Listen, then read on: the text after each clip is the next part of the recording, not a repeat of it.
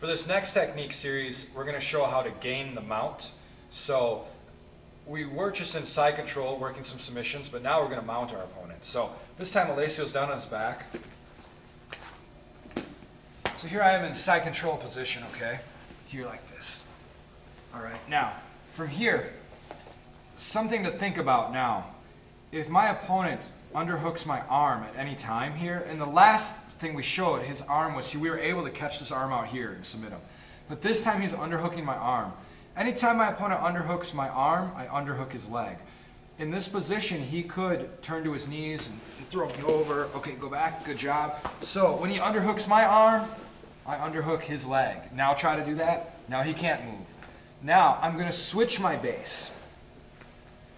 So now I've switched my base, and I bring my hip back. His arm here, back here, we'll turn this way real quick so you guys can see. His arm here has a lot of strength in it.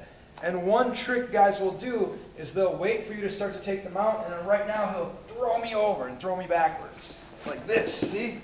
So what I want to do is I want to take my hip and scoot it back. Like this. Now I've immobilized his arm. Okay, so let's see this transition again. We're moving back to where we started here. Let's see this transition. I'm here in side control, but my opponent, he's underhooked my arm. He underhooks my arm, I underhook his leg. Now, I switch my position. I walk my hip back, and now I come to here.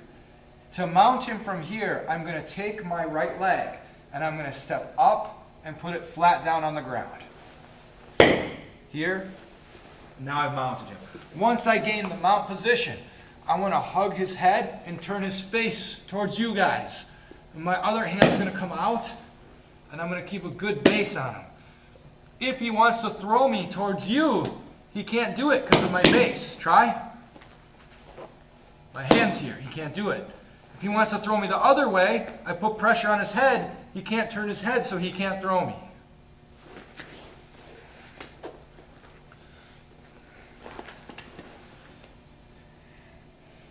Underhook me, underhook the leg.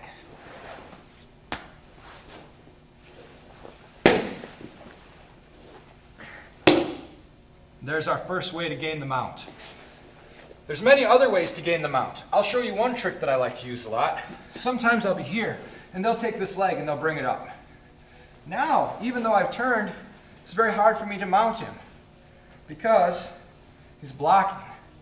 So two ways. One way I call the ninja mount. The ninja mount, I scoop back real far, grab my foot, and I sneak my foot inside. I'm going to be so sneaky that I'm not going to touch him anywhere here. He's not going to feel it.